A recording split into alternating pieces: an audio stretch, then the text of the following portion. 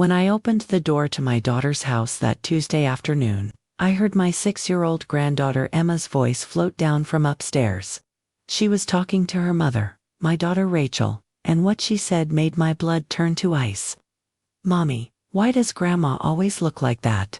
"She doesn't look like a grandma. She looks like a homeless person." The words hit me like a punch to the stomach, stealing the air from my lungs. Like a homeless person.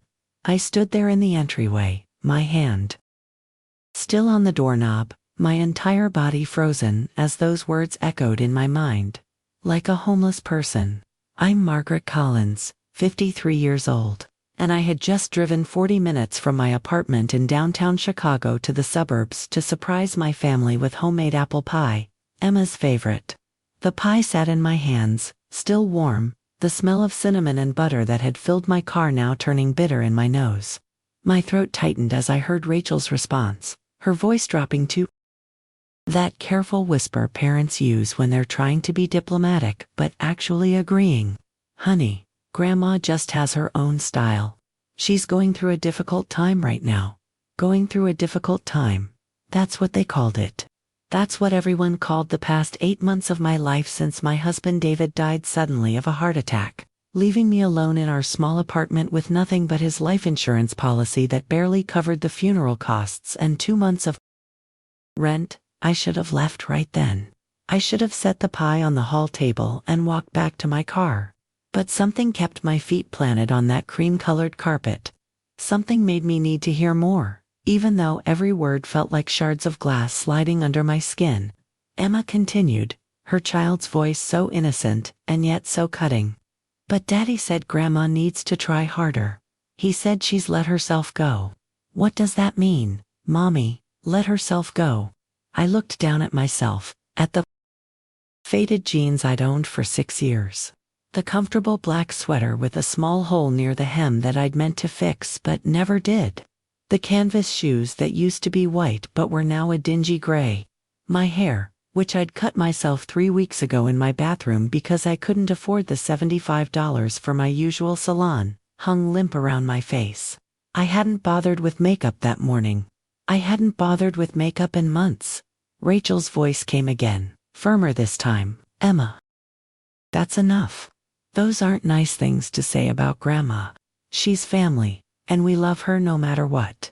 But then she added, so quietly I almost missed it, "even if she could make more of an effort. Even if she could make more of an effort." The final blow. I felt my face flush hot, then cold, then hot again.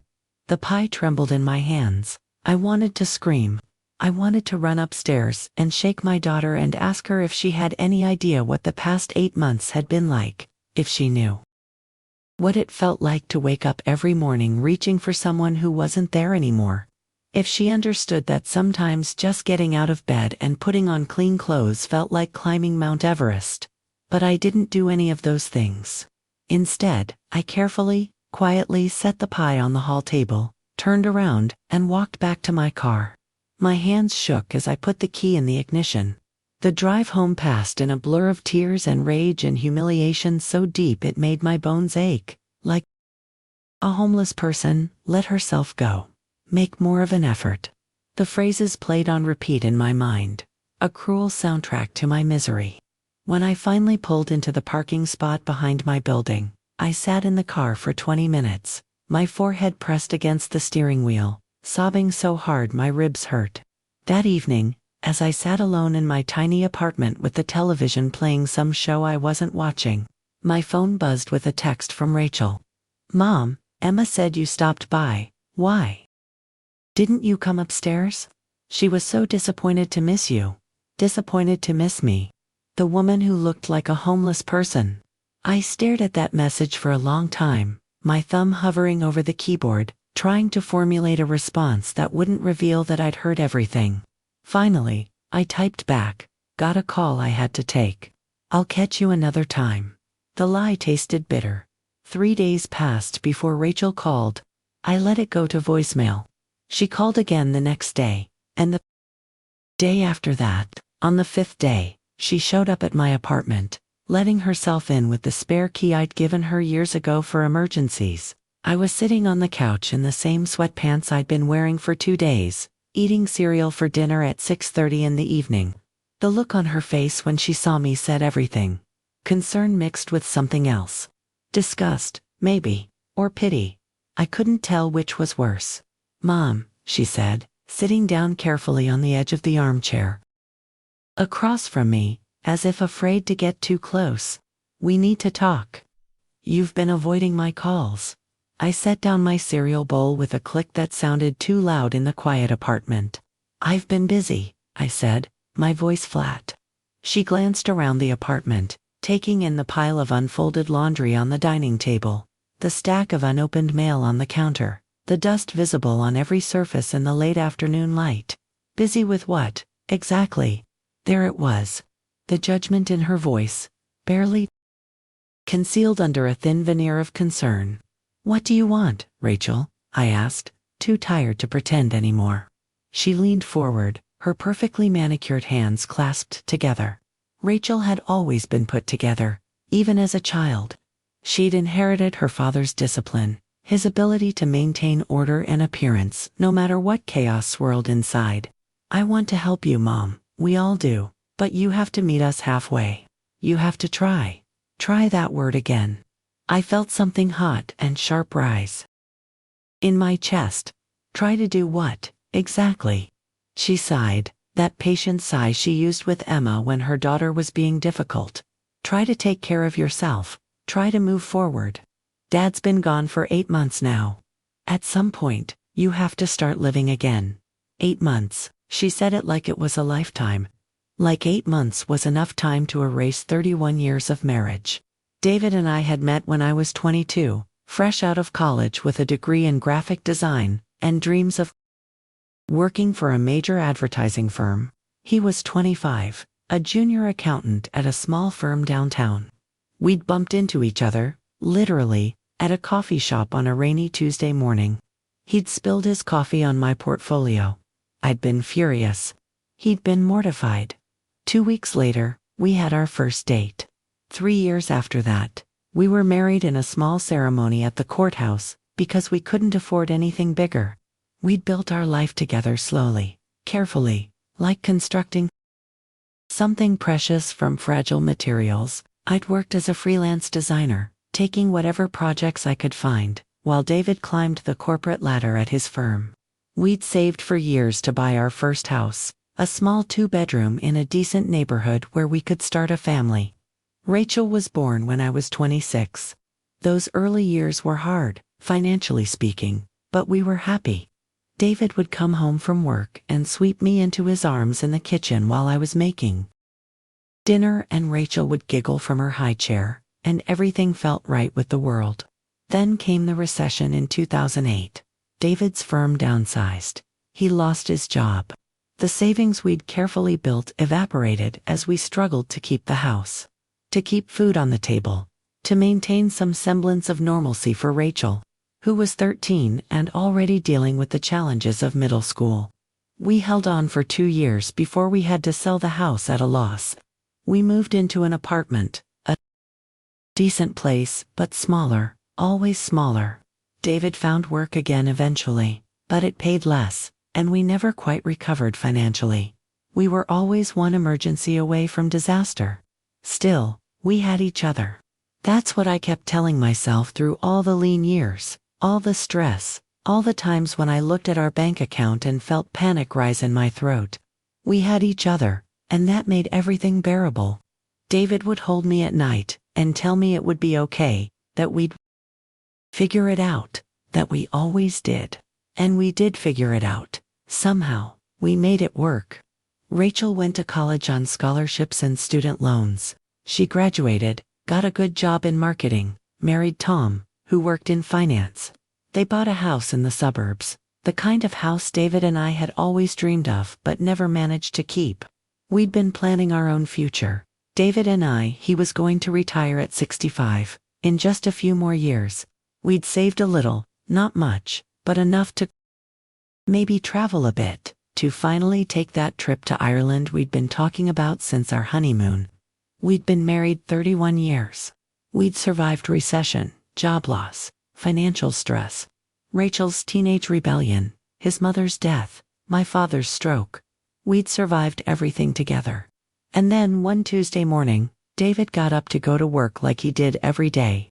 He kissed me goodbye like he did every day. He told me he loved me like he did every day. And 2 hours later, I got a call from his office saying he'd collapsed at his desk. By the time I got to the hospital, he was gone. Massive heart attack. The doctors said he probably didn't feel much pain, that it happened fast. They said it like that was supposed to be a comfort. The funeral was small. We didn't have money for anything elaborate. Rachel and Tom helped with the costs, which made me feel ashamed and grateful in equal measure. David's life insurance policy paid out $25,000. After the funeral expenses, I had about $18,000 left. The apartment rent was $1,200 a month. I had David's small pension, about $1,000 a month, and my Social Security wouldn't start for another 9 years.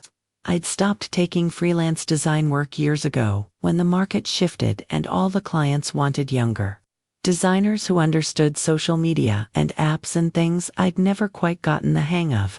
I did the math one night, sitting at the kitchen table with a calculator and a notepad, and realized I had maybe 15 months before the money ran out entirely.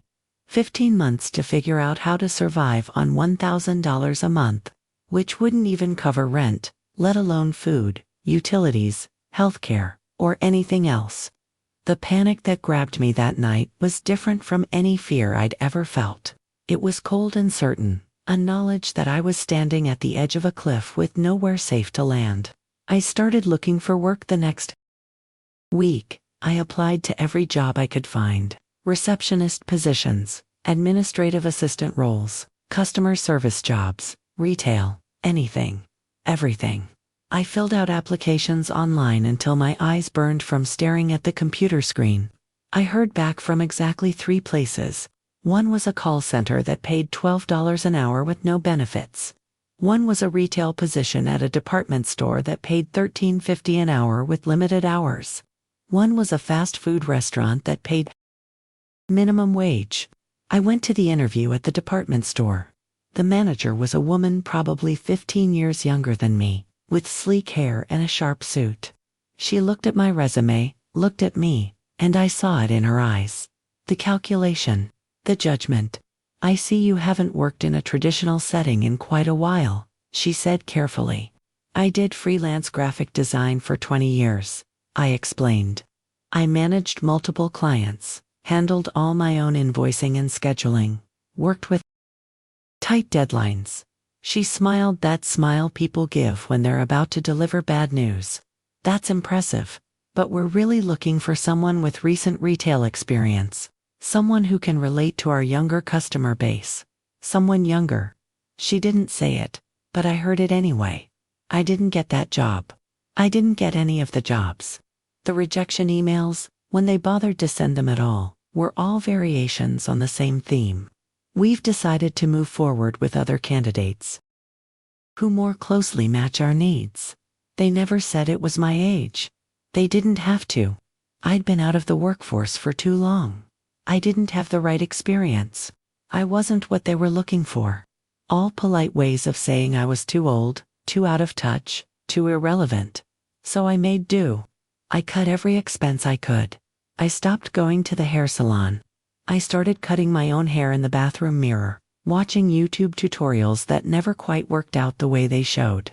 I stopped buying new clothes. The jeans and sweaters I had would last. They had to last. I started shopping at discount grocery stores, buying the cheapest versions of everything, learning to make meals stretch. Pasta became my best friend. Ramen noodles, rice and beans, things that cost pennies per serving. I stopped going out. No more coffee dates with friends. No more movies. No more dinners out. Every dollar had to be accounted for, stretched as far as it could go.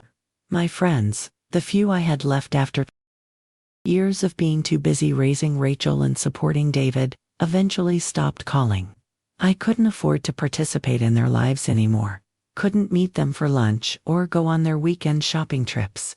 The isolation crept up slowly, like water rising, until I looked around one day and realized I was completely alone. Rachel and Tom invited me over for Sunday dinners, which I appreciated and resented in equal measure. Their house was beautiful, everything I'd wanted for David and me. Modern kitchen with granite countertops, spacious living room with comfortable furniture, 3 bedrooms, a yard where Emma played. They'd made it. They'd achieved the American dream that had always stayed just out of reach for David and me, no matter how hard we worked. Sitting at their dinner table, eating meals I couldn't afford to make in my own kitchen, feeling Tom's eyes on me with that mix of pity and judgment, made me want to scream. Tom had opinions about my situation. He shared them freely, usually after his second beer, his voice taking on that tone men use when they're convinced they're being helpful. What you need to do, Margaret, is get back out there. Find some work, even part-time. Sitting around won't help anything. As if I hadn't tried. As if I hadn't spent weeks applying for jobs. As if getting hired at 53, with a resume gap and outdated skills, was just a matter of wanting it badly enough. Rachel would shoot him warning looks across the table, but she never actually contradicted him. Never said, "Actually, Tom, Mom has been looking for work. The job market is tough." She just stayed quiet, and her silence felt like agreement.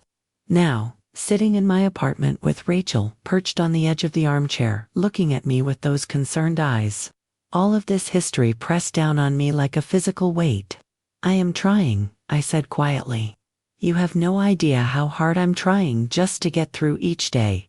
She shook her head, frustration creeping into her voice.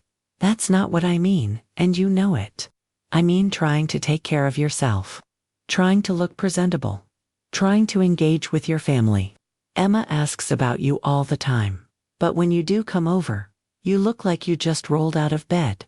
It's embarrassing, Mom. Embarrassing." There it was. The real issue. Not that I was grieving. Not that I was struggling. Not that I was barely surviving financially and emotionally. But that I was embarrassing her. That my appearance, my inability to maintain the facade of having it all together, reflected poorly on her somehow. The heat that had been building in my chest exploded. "Embarrassing," I repeated, my voice rising. "I'm embarrassing you. I'm sorry that my grief over losing the man I spent 31 years with isn't convenient for you. I'm sorry that not having money for haircuts and new clothes offends your sensibilities." Rachel stood up, her face flushing. "That's not fair. You know that's not what I meant." "Then what did you mean?" I demanded, standing to face her. "Because it sure sounded like you're more concerned about how I look than how I'm doing." "I'm concerned about both," she shot back. "But you won't accept any help. You won't talk to anyone. You just sit here in this apartment drowning in self-pity, and it's not healthy. Mom, Dad wouldn't want this for you. Don't bring your father into this." I almost said, "Don't tell me what he would or wouldn't want when you have no idea what it's like to lose your partner." But I bit my tongue because she was right about one thing. I was drowning. I'd been drowning for 8 months, and I didn't know how to stop. I just didn't have the energy to pretend I wasn't. The silence stretched between us, thick and uncomfortable. Finally, Rachel grabbed her purse from where she'd set it on the floor. "I'm going to go," she said, her voice tight. "But I really think you should consider talking to someone. A therapist, maybe. Or at least come to church with us on Sunday.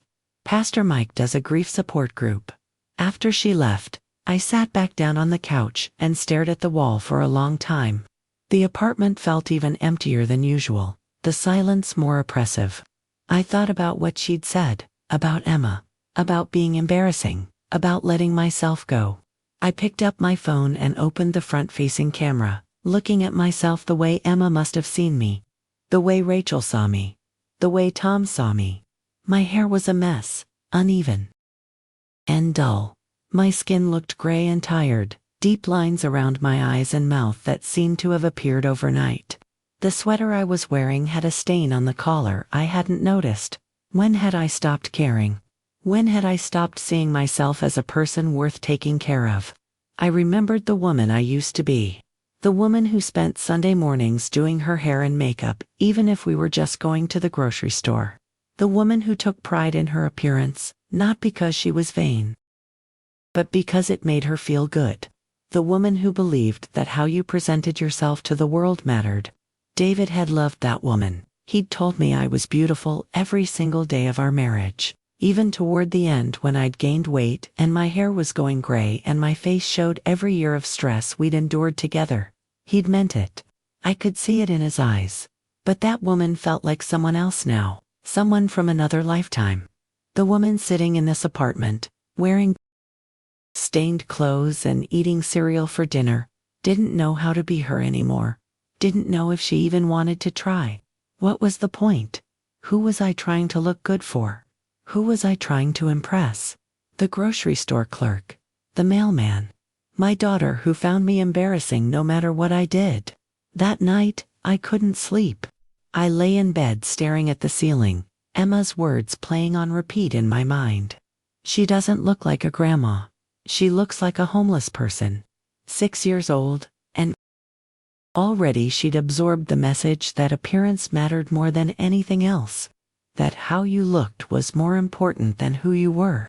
That a grandmother who didn't meet some arbitrary standard of presentability was worthy of criticism, of shame. I wondered where she'd learned that. From Rachel, from Tom, from the world at large that constantly told women that their value decreased with age, that relevance required youth and beauty and the endless maintenance of both.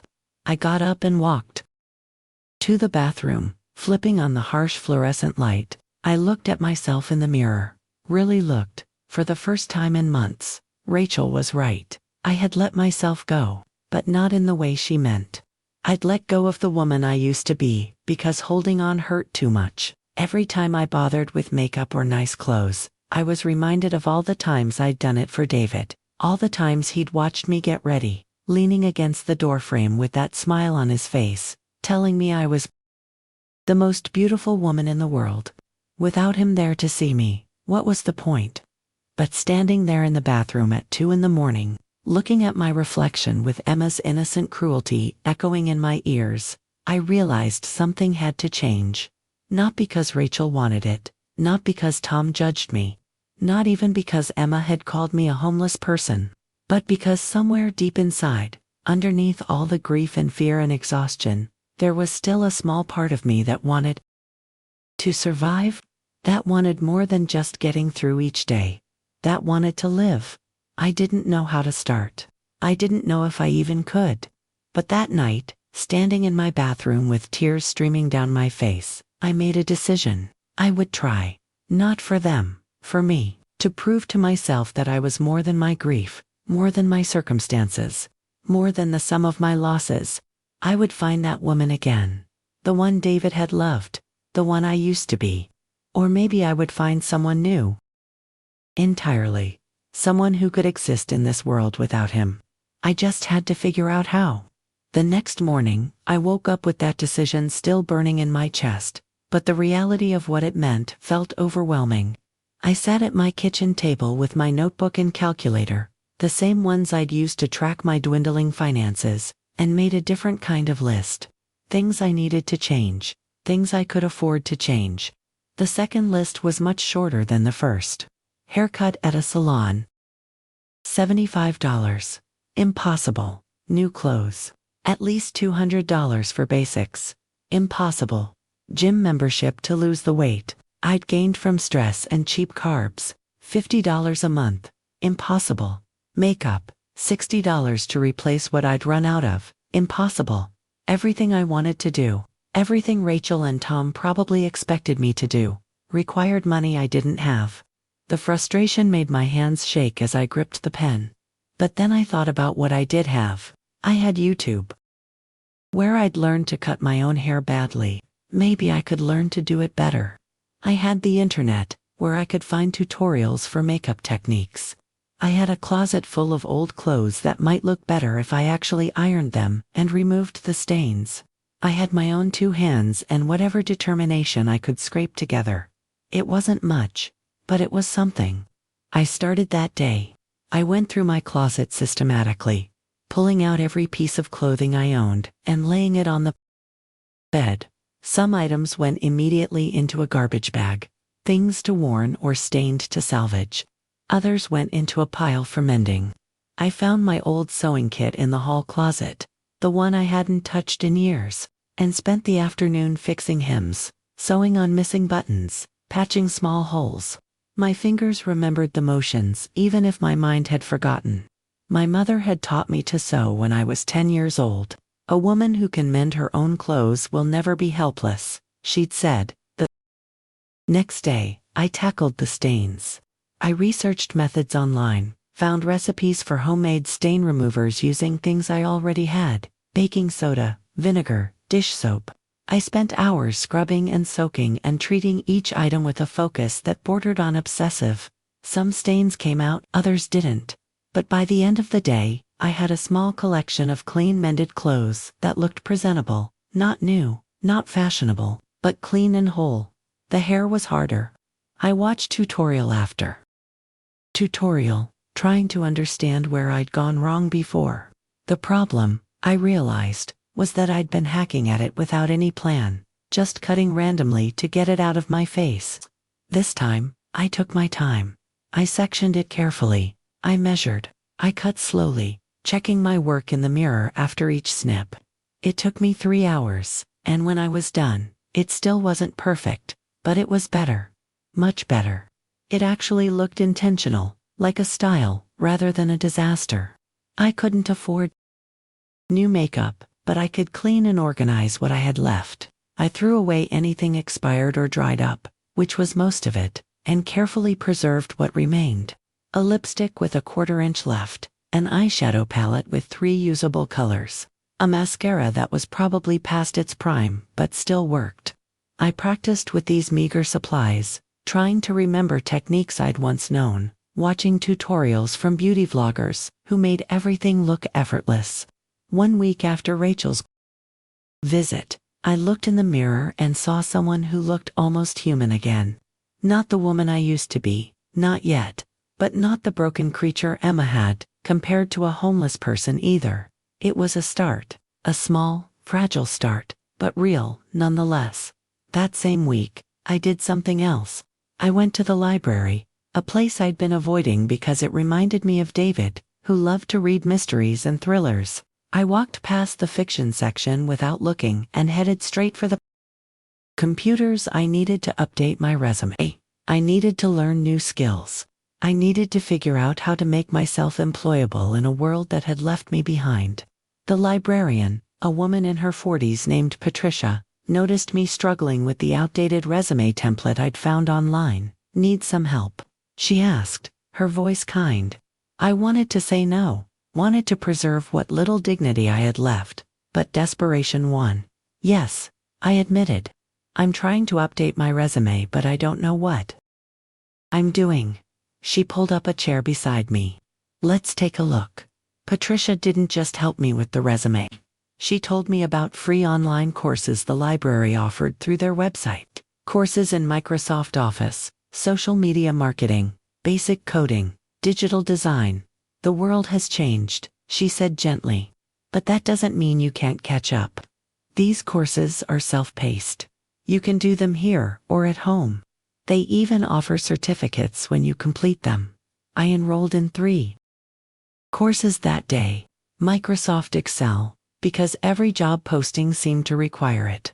Social media basics, because apparently even receptionist jobs now wanted you to know Instagram and Facebook. And Adobe Creative Cloud, because maybe, just maybe, I could update my design skills enough to freelance again. The courses would take months to complete, but I had time. Too much time, really, with nothing but empty days stretching ahead of me. I started spending my mornings at the library. It gave me a reason to get up, get dressed, leave the apartment. It gave me structure. I'd wake at 7, shower, put on clean clothes, do my hair and the minimal makeup I had left, and walk the 6 blocks to the library. I'd work on my courses until noon, take a break to eat the sandwich I'd packed, then continue until 4. By the time I walked home, I was exhausted, but in a good way. A productive way. a way that made me feel like maybe I was worth something after all. 3 weeks into this routine, something unexpected happened. I was working on an Excel tutorial, struggling with pivot tables, when the woman sitting next to me leaned over. "You're doing that wrong," she said bluntly. I looked up, startled. She was around my age, maybe a few years older, with silver hair cut in a stylish bob and bright red glasses. "The formula," she continued, pointing at my screen. "You've got the wrong cell reference. Here, let me show you." Her name was Diane, and she was taking the same course as I was. "Got laid off from my accounting job 8 months ago," she told me matter-of-factly. Apparently 40 years of experience doesn't matter when they can hire someone 25 years old for half the salary. So here I am, learning the new systems so I can find something, anything, to pay the bills. The relief I felt hearing someone else voice my reality was immense. "I thought it was just me," I said quietly. She laughed, but it wasn't a happy sound. "Oh honey, it's never just you. There's a whole invisible army of us out here. Women over 50 trying to survive in a world that decided we expired." Diane and I started sitting together every day. We'd work on our courses, help each other when one of us got stuck, and during breaks, we'd talk. Really talk, in a way I hadn't talked to anyone since David died. She told me about her divorce 10 years ago, about raising 2 kids alone, about finally getting stable in her career, only to have it ripped away. I told her about David, about the financial panic, about Emma's words and Rachel's judgment. "Your daughter said you were embarrassing." Diane's face hardened. "Let me tell you something I learned the hard way.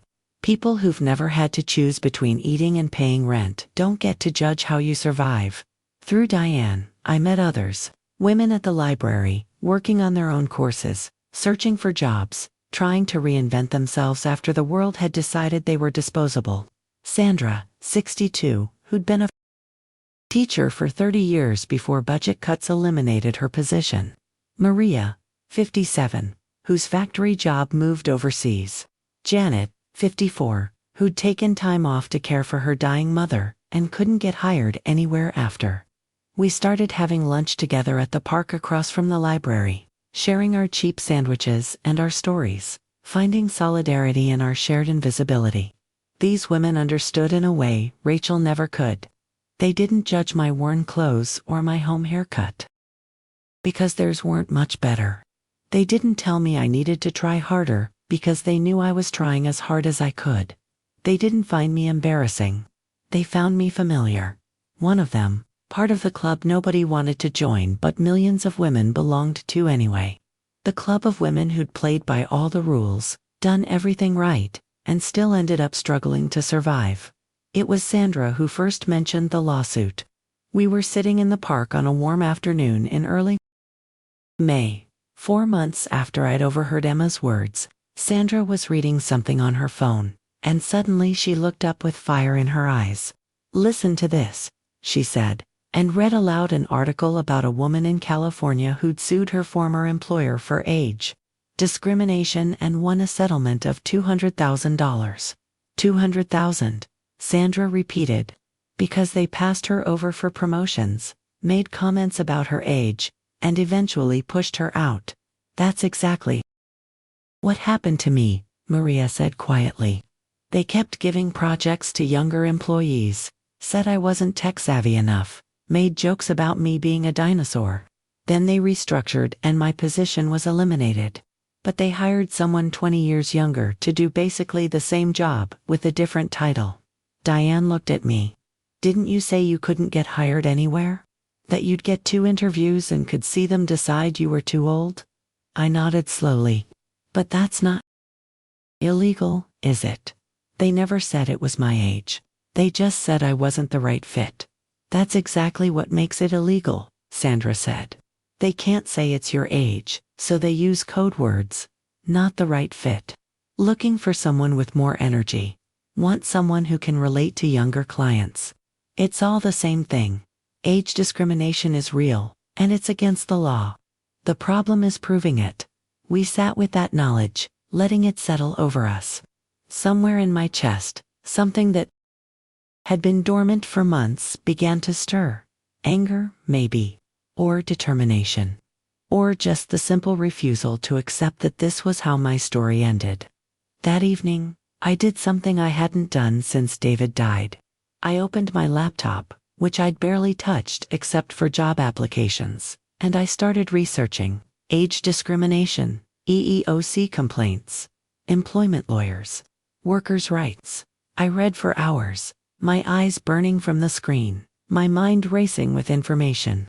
The Age Discrimination in Employment Act protected workers over 40. Was illegal to refuse to hire, fire, or otherwise discriminate based on age.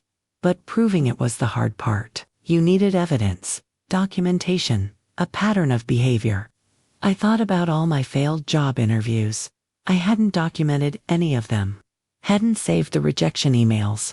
Hadn't written down what was said. I'd just absorbed each failure and moved on to the next application. Each rejection, another confirmation that I was worthless. But what if I'd been approaching this wrong? What if, instead of accepting their assessment of me, I started documenting their discrimination? I created a new folder on my laptop. Evidence, I titled it. Then I went back through my email and saved every single rejection I'd received, organizing them by company and date. I created a spreadsheet listing every job I'd applied for, every interview I'd gotten, every rejection and the reason given. The pattern was stark when laid out like this. 37 applications, 3 interviews, 3 rejections, citing lack of recent experience or poor cultural fit. All 4 jobs I was qualified for, some overqualified for. It wasn't enough for a lawsuit. I knew that. But it was a start. And more importantly, it was action. For the first time in 8 months, I wasn't just surviving. I was fighting back. The following Tuesday, I walked into the library with a new sense of purpose. Diane took one look at my face and smiled. "You've got that look," she said. "What happened?" I showed her my spreadsheet, the folder of saved rejections, the notes I'd been taking. "I want to do something about this," I told her. "I'm tired of accepting that this is just how things are." She studied the spreadsheet, nodding slowly. "This is good, but you need more. You need to catch them in the act." That's when Diane told me about her friend Gloria, who worked at a temp agency. Gloria places people in administrative positions all over the city. She's been doing it for 20 years, and she's seen everything. Let me call her. 2 days later, the 3 of us met for coffee at a diner near the library. Gloria was a small woman in her early 60s with sharp eyes and a no-nonsense demeanor. She listened to my story without interrupting, occasionally making notes on a napkin. "Here's what you need to understand," Gloria said when I finished. "Age discrimination is rampant, but companies are smart about it. They've learned all the code words, all the ways to reject older candidates without explicitly saying it's about age. But they slip up sometimes, especially in interviews." She leaned forward. "I can get you interviews. Real ones, for positions you're qualified for. But you need to document everything. Record the interviews if it's legal in Illinois, which it is as long as one party consents. Take notes immediately after. Save every email. Build a case." The idea terrified me. It felt manipulative, dishonest somehow. But then I thought about Emma's words, about Rachel's embarrassment, about the 8 months of rejection and desperation, and the very real possibility that I'd be homeless in less than a year. "Okay," I said. "I'll do it." Gloria smiled. "Good, I'll send some positions your way. Be ready." The first interview came within a week. Administrative assistant at a marketing firm downtown. The position paid $42,000 a year, which would have been life-changing. I dressed carefully that morning, in my best cleaned and mended outfit, a navy blazer and gray slacks that looked professional if you didn't look too closely at the frayed cuffs. I did my hair and makeup with extra care. I put my phone in my blazer pocket, voice recorder app already running. The interviewer was a man in his early 30s named Brad, wearing jeans and a startup company hoodie. He looked at my resume, looked at me, and I saw it happen. The mental calculation, the decision made before I even opened my mouth. The interview lasted 12 minutes. He asked about my experience with social media management. I explained my recent coursework, the certificates I was working toward. He asked about my ability to work in a fast-paced environment. I described my years managing multiple freelance clients with competing deadlines. Then he said it. I have to be honest, Margaret. We're really looking for someone who can grow with the company long-term. Someone who's going to be here for the next 10, 15 years. You understand. I understood perfectly. I was 53. He was saying I was too old to be worth investing in. I'm looking for long-term employment myself, I said carefully. I plan to work well into my 60s. He smiled that practiced smile. Of course, we'll be in touch. I sat in my car afterward, hands shaking, and transferred the recording to my laptop. Then I opened my spreadsheet and documented everything. Date, time, company name, interviewer name, specific phrases used, outcome. It felt both empowering and humiliating. I was building evidence of my own rejection, creating a monument to my worthlessness in the job market. But I kept going. Gloria sent me 4 more interviews over the next 3 weeks. Each one followed a similar pattern. Initial interest based on my resume. Visible disappointment when they saw me in person. Careful questions designed to determine my age without asking directly. Rejections citing cultural fit or long-term planning or energy levels required. I recorded everything. Documented everything. The folder on my laptop grew. It was during the 5th interview that something shifted. The woman interviewing me, a HR director named Susan who looked to be in her late 40s, asked the standard questions about long-term commitment. But then she paused, looked at my resume again, and said quietly, "Can I be honest with you?" My stomach dropped. Here it comes, I thought. "You're more than qualified for this position," she continued. "Your experience is exactly what we need. But I'm going to get pushback from the executive team about your age. They want someone younger, even though they won't say it that way. I'm sorry. I wish I could tell you something different." I stared at her, shocked by her candor. "Why are you telling me this?" She sighed. "Because I'm 47, and I see the writing on the wall for myself.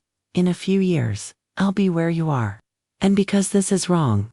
It's illegal, actually, but proving it is nearly impossible, and most people can't afford to fight." She looked at me directly. "But if you're thinking about fighting, if you're documenting any of this, you should know that you're not alone. There are a lot of us watching this happen, knowing it's wrong, waiting for someone brave enough to do something about it." I left that interview with Susan's business card and a strange mix of despair and hope. The despair came from her confirmation of what I'd suspected. The hope came from knowing that there were people inside these companies who saw the discrimination, who knew it was wrong, who might be willing to help if someone actually challenged it. That night, I called Diane and told her everything. "You need a lawyer," she said immediately. "A real one, who specializes in employment discrimination." Finding a lawyer who would take my case without money up front was harder than I expected. I called 6 firms over the next week. Most told me that age discrimination cases were difficult to prove and often not worth pursuing. One lawyer laughed and said I'd need more than a few recordings and a spreadsheet to make any headway. But the 7th call was different. The law firm was small, just 2 partners, and they specialized in employment discrimination cases. The partner I spoke with, a woman named Rebecca Torres, listened to my entire story without interrupting. "Send me everything you have," she said.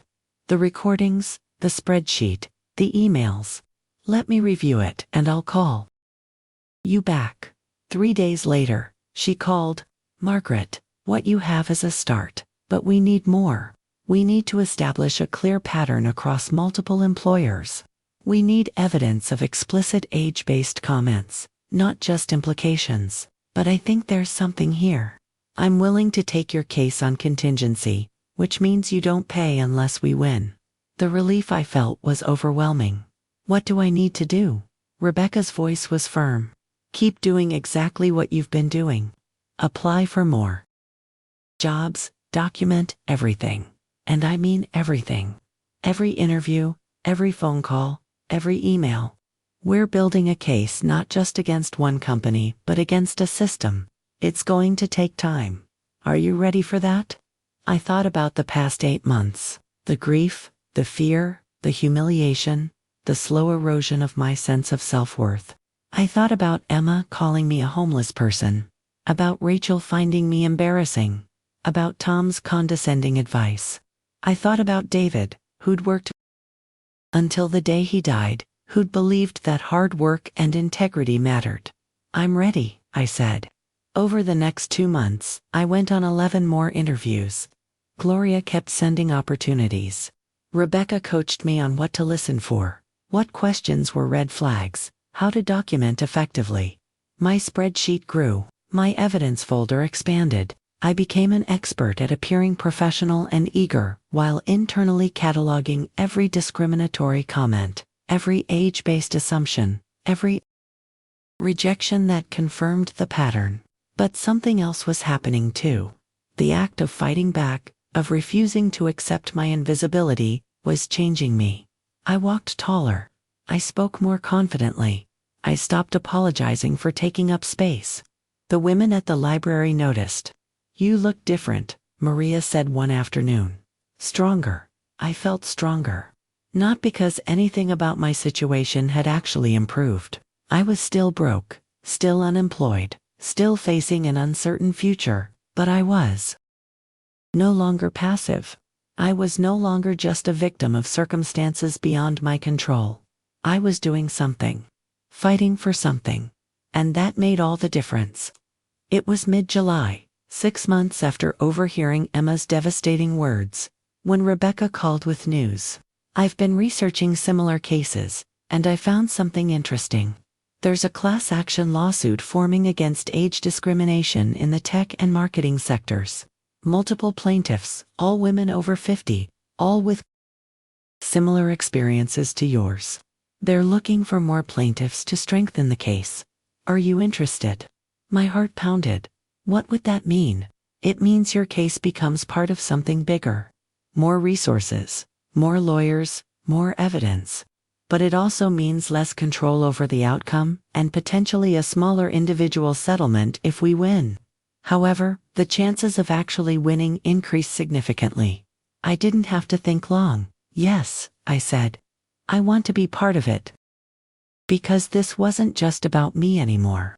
It was about Diane and Sandra and Maria and Janet and all the other invisible women struggling to survive in a system designed to discard them. It was about every woman who'd been told she was too old, too expensive, too much. It was about changing something bigger than my own circumstances. 2 weeks later, I met with the legal team handling the class action.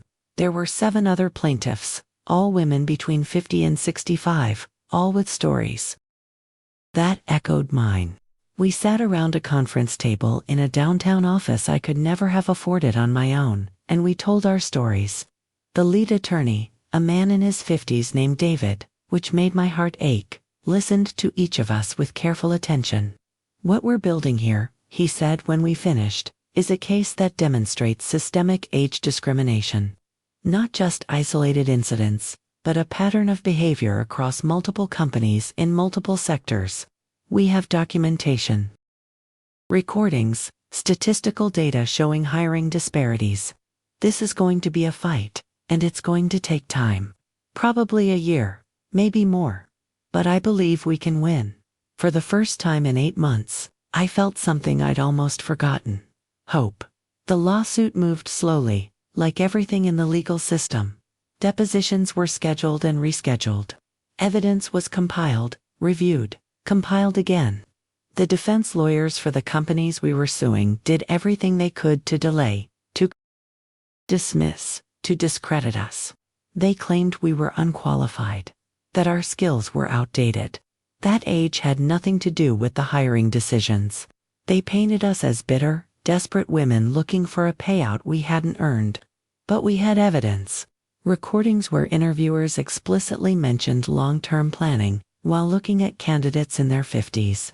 Emails discussing the need for fresh energy and younger perspectives.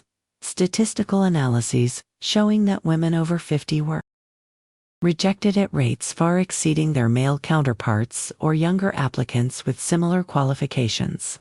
The case was solid. Still, the stress of it weighed on me. There were days when I wanted to quit, to walk away, to accept my fate quietly. The legal proceedings meant reliving my humiliation over and over. Having my worth questioned by lawyers who looked at me like I was asking for charity rather than justice. Rachel found out about the lawsuit in September. I hadn't told her, hadn't wanted to deal with her judgment, but somehow Tom heard about it through his network. She showed up at my apartment on a Saturday morning, her face tight with anger. A lawsuit, Mom, really? You're suing companies for not hiring you? Do you have any idea how this makes us look? There it was again, how it made her look. Not whether I had been wronged. Not whether the discrimination was real. But how my fight for justice reflected on her. This isn't about you, Rachel, I said quietly. She laughed, but there was no humor in it. Everything you do reflects on this family. Tom works in corporate finance. Do you know how embarrassing it is for him to have his colleagues asking if his mother-in-law is part of that age discrimination lawsuit they've been hearing about? It makes him look bad. It makes us look bad. I felt something cold settle in my chest. I'm fighting for my right to work, to survive. I'm fighting because what happened to me was illegal. But all you care about is whether it embarrasses you. That's not fair, she protested. I care about you. But this lawsuit, Mom, it's not going to solve your problems. You need to be realistic. You need to find work you can actually get, not chase some fantasy payout that might never come. I looked at my daughter. This woman I'd raised, this person I'd sacrificed for, and I barely recognized her. When had she become so concerned with appearances, with status, with what other people thought? Or had she always been this way, and I'd just been too close to see it? I think you should leave, I said. She stared at me. You're choosing this lawsuit over your own family? I'm choosing myself, I said. For the first time in a very long time, I'm choosing myself. She left without another word. The silence after she slammed the door felt both devastating and liberating. I threw myself into the lawsuit with renewed determination. If my own daughter wouldn't support me, I'd find support elsewhere. The other plaintiffs became my family. We met regularly, sharing updates, encouraging each other, celebrating small victories. When one woman's deposition went well, we all celebrated. When another faced brutal cross-examination, we rallied around her. We were warriors together, fighting a battle most people didn't even know was being waged. In November, nearly a year after Emma's words had set everything in motion, the companies made their first settlement offer. It was insulting. $50,000 split among 8 plaintiffs, with no admission of wrongdoing. They're testing us, David the lawyer explained. Seeing if we'll take an easy out. What do you want to do? We discussed it as a group. 50,000 divided 8 ways was barely 6,000 each. It wouldn't change any of our lives. It wouldn't change the system. It wouldn't send any message except that discrimination was acceptable as long as you paid a small fine. We keep fighting, I said, and the others agreed. The trial date was set for March, 4 months away, 4 months to prepare, to gather more evidence, to build an unshakable case. The defense lawyers tried everything to break us. They deposed our former employers, our family members, anyone who might say something to discredit us. They called Rachel. I found out later she told them I'd been depressed after David died, that I hadn't been taking care of myself, that maybe I wasn't as employable as I claimed. Her testimony could have destroyed my part of the case. But it didn't, because by then, I had months of documentation showing that I'd been actively improving myself, taking courses, updating skills, presenting professionally at interviews. I had recordings proving my competence. I had Gloria and the temp agency confirming they'd sent me to positions I was qualified for. Rachel's testimony just made her look vindictive. When Rebecca told me what Rachel had said, I felt something break inside me. Not break apart, but break open. The last tie to who I used to be, the woman who needed her daughter's approval, who measured her worth by her family's acceptance. That woman was gone. Christmas came and went without a word from Rachel. No invitation to their house, no phone call, nothing. I spent the holiday with Diane and her family, with Sandra and Maria and Janet. We had a potluck dinner at Diane's small apartment, and it was more genuine, more full of love and laughter than any holiday I'd spent with Rachel and Tom in years. These women knew me. Really knew me, not the version of me that was convenient or acceptable, but the real me. Struggling, fighting, refusing to give up. Emma turned 7 in January. I sent a card with $20 inside. Money I couldn't really afford but sent anyway because she was still my granddaughter, still innocent in all of this. Rachel returned it unopened. That hurt worse than anything she'd said. She was cutting me out completely, erasing me from Emma's life, punishing me for refusing to be ashamed. But I couldn't think about that now. I had a trial to prepare for. I had a battle to win. Not just for me, but for every woman who'd been told she was too old, too much, not worth the investment. We were going to court, and we were going to make them see us, make them acknowledge what they'd done, make them pay for it. The woman Emma had called a homeless person was about to walk into a courtroom and demand justice, and I wasn't afraid anymore. The trial began on a cold Monday morning in March. I stood outside the courthouse with the other 7 plaintiffs, our breath-forming clouds in the freezing air, and felt the weight of everything that had brought us to this moment. Diane squeezed my hand. "Ready?" she asked. I nodded, though ready felt like too simple a word for the tangle of fear and determination and rage that burned in my chest. The courtroom was intimidating. Dark wood paneling, high ceilings, rows of seats filled with journalists and observers, and the defense teams representing the companies we were suing. The lawyers for the corporations wore expensive suits and confident smiles. They looked at us like we were an inconvenience, a minor obstacle to be swept aside. But David, our lead attorney, had prepared us well. "Don't let them intimidate you," he'd said during our final prep session. "You have truth on your side. You have evidence. You have each other. That's more powerful than their money." The trial lasted 3 weeks. 3 weeks of testimony, of evidence presentation, of cross-examinations designed to break us. The defense tried everything. They brought in HR experts who claimed the hiring decisions were based purely on qualifications. They presented younger candidates who'd been hired and claimed they were simply better fits. They suggested our skills were outdated, our expectations unrealistic, our complaints unfounded. But we had recordings, actual voices of interviewers making age-based comments. We had statistical analysis showing the dramatic drop in hiring rates for women over 50 compared to men of the same age or younger candidates. We had documentation, hundreds of pages of it, showing a clear pattern of discrimination. I testified on the 8th day. Walking to the witness stand felt like walking through water, every step heavy and slow. I was sworn in, and David began with gentle questions. "Tell us about your background, your education, your work history, your marriage, your husband's death, the financial situation that forced you to seek employment." I answered each question carefully, the way we'd practiced. Keep emotion in check. Stick to facts. Let the evidence speak. Then came the cross-examination. The defense attorney was a woman in her 30s, perfectly polished, and I wondered if she understood that one day she might be sitting where I was.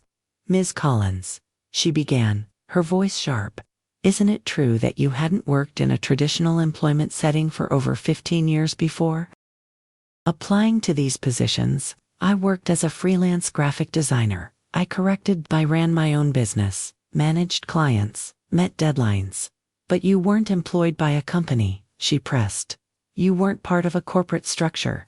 Isn't it possible that employers simply felt you lacked the experience for their specific needs? Is that why they commented on my age? I asked, and I heard David's warning in my head about not getting defensive, but I couldn't help it. Is that why?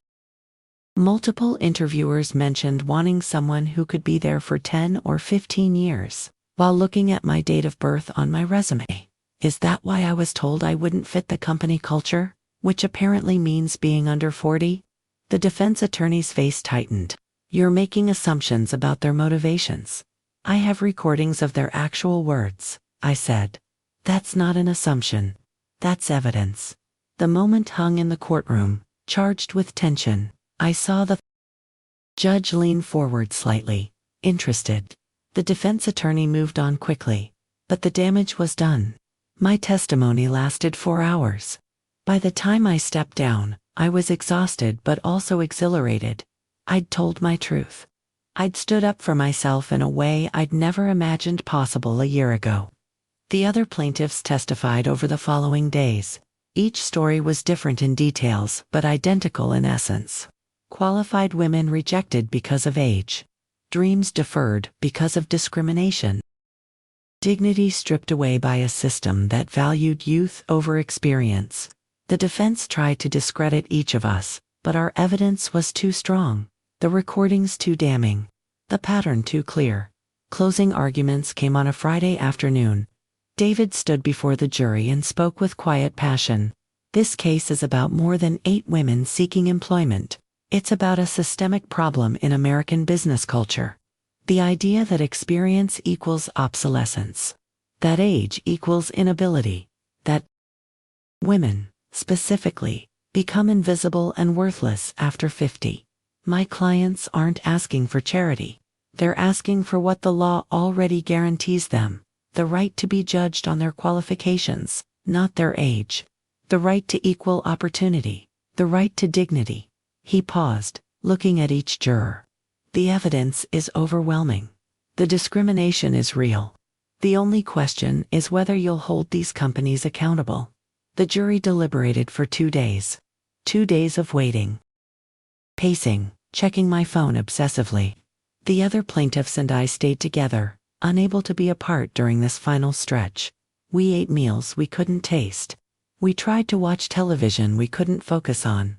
We held each other's hands and waited. On Tuesday afternoon, we got the call. The jury had reached a verdict. Walking back into that courtroom felt surreal. The judge asked the jury foreman to stand. On the count of age discrimination in hiring practices, how do you find we find in favor of the plaintiffs, Your Honor? The words took a moment to register. In favor of the plaintiffs, we'd won. We'd actually won. The judge continued, announcing damages. $2.3 million, to be split among the 8 plaintiffs and our legal team. It wasn't just about the money, though the $287,000 that would be mine after legal fees was life-changing. It was about being seen, being heard, being validated. The defense companies were also ordered to implement mandatory training on age discrimination, to review their hiring practices with oversight, to publicly acknowledge the discrimination had occurred. Real consequences, real change. Around me, the other plaintiffs were crying, hugging, celebrating. Diane grabbed me, and we held each other, sobbing with relief and triumph and the release of a year's worth of tension.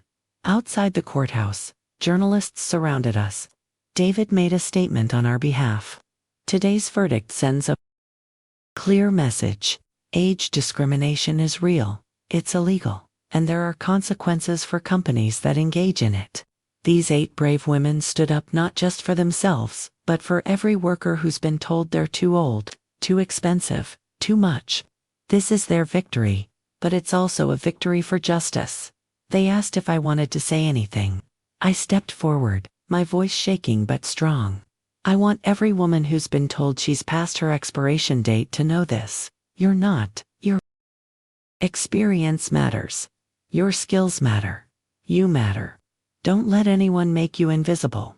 That night, I sat in my apartment, the same apartment I'd been afraid of losing, and I cried.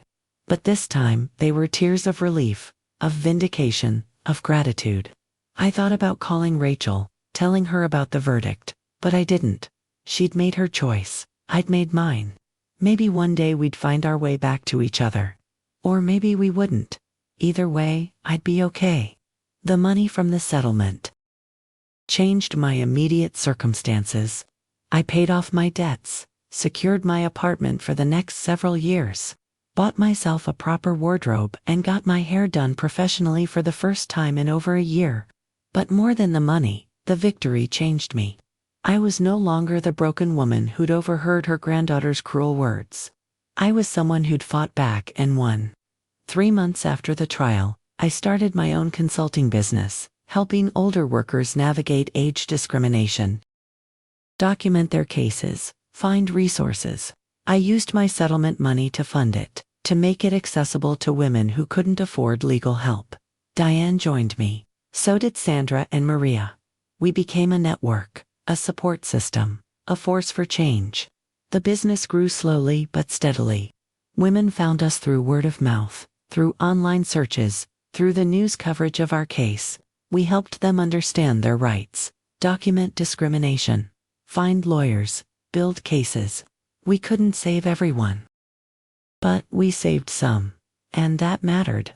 On a warm afternoon in June, 18 months after Emma had called me a homeless person, I was working in my small office when my phone rang.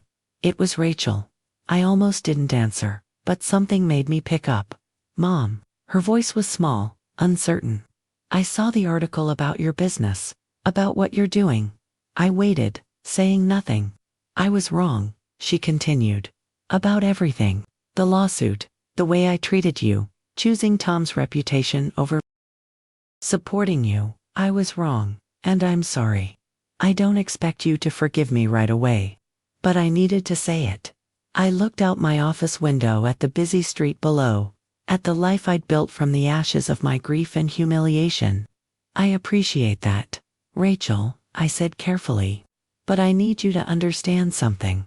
I'm not the same person I was. I'm not going to shrink myself to make you comfortable. I'm not going to apologize for fighting for my dignity. If you want to be part of my life, it has to be on those terms. There was a long pause. Then, I understand, and I'd like to try. If you'll let me. I'll think about it, I said, and I meant it. I hung up and returned to the email I'd been writing to a woman in Seattle who'd just lost her job at 55. I told her about resources, about her rights, about the fact that she wasn't alone. I told her what I'd learned, that sometimes the worst moments break you open rather than break you apart. That invisibility is a lie. People tell to keep you quiet. That you're never too old to fight back, to start over, to matter. When I walked home that evening, I passed a mirror in a shop window and caught my reflection. A woman in her 50s, well-dressed, confident, purposeful. I smiled at her. She smiled back. And for the first time in a very long time, I recognized her completely.